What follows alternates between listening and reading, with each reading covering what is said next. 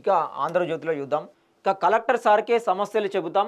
జోగులాంబ గద్వాల జిల్లాలో ఆలంపూర్ గురుకుల పాఠశాల విద్యార్థుల పాదయాత్ర తాగేందుకు బోరు నీళ్లు, అన్నంలో పురుగులు 50 రోజులుగా ఆందోళన చేస్తున్నా స్పందన లేకపోవడంతో రోడ్డెక్కిన విద్యార్థులు. విషయం తెలిసి హాస్టల్కు అదనపు కలెక్టర్ సమస్యలు పరిష్కరిస్తామని హామీ అంట.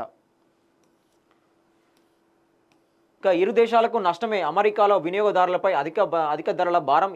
ఆ దేశంలో పెరగనున్న స్మార్ట్ ఫోన్లు, ఆభరణాలు, రెడీమేడ్ దుస్తులు, ఆటో విడిభాగాలు, ఔషధాల ధరలు మన ఆర్థిక వ్యవస్థపై 2.5 లక్షల కోట్ల మేర ప్రభావం చూపించబోతోందట. ఇక రాష్ట్రంలో మరో డిస్కమ్ ఉచిత పథకాలన్నీ దాని పరిధిలోకే. ఇక జిఎస్టీలో ఇదో మరో నయా మోసం. 33.20 కోట్ల ఐటీసీని కొల్లగొట్టిన కిషాన్ ఇండస్ట్రీస్ ఎల్ఎల్పి. మహారాష్ట్రకు ఖాళీ వాహనాలు, సరుకు రవాణా జరిగినట్లు బురిడి. సిసిఎస్ పోలీసులకు ఫిర్యాదు చేసిన వాణిజ్య పనుల శాఖ. 7 అధికారుల వల్లే ఉద్యోగులు సర్కార్ మధ్య దూరం పరిష్కరించుకుంటే ఆందోళనే. సిఎస్కు ఉద్యోగ ఐకాస నోటీస్ అంట. ఇక రష్యాలో 8.8 తీవ్రతతో భారీ భూకంపం. ఊగిపోయిన కంచాట్కా ద్వీపకల్పం. పసిఫిక్ తీర ప్రాంత దేశాలకు సునామీ హెచ్చరిక. రష్యా, జపాన్, అమెరికాలోని కొన్ని ప్రాంతాల్లో చిన్నపాటి సునామీలు. ముందు జాగ్రత్తలతో తప్పిన ప్రాణ నష్టం. తీర ప్రాంతాల నుంచి వేలాది మంది తరలింపంట.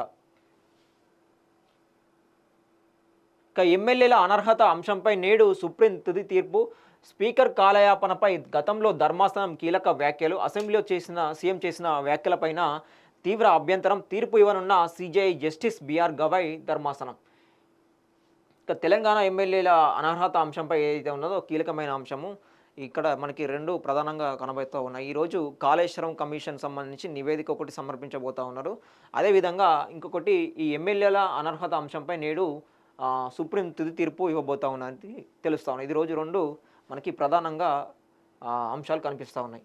ఇక మోదీకి ధైర్యం లేదు, ట్రంప్ అబద్ధాలాడుతున్నారని చెప్పలేకపోతున్నారు. అలా చేస్తే ఆయన నిజం బయట పెడతారు. 2 గంటల ప్రసంగంలో ఒక్కసారి ట్రంప్ పేరెత్తలేదు. భారత్ పాక్ ఘర్షణలో మూడో పక్షం జోక్యాన్ని ఎందుకు అంగీకరించారు? మల్లికార్జున ఖర్గే అడిగాడు. ఇక ఎకరం 65.34 కోట్లు కేపీహెచ్పిలో వేలం పాటలో పలికిన ధర. రాజీవ్ స్వగృహ ప్లాట్ల ద్వారా 26 కోట్లు. హౌసింగ్ బోర్డుకు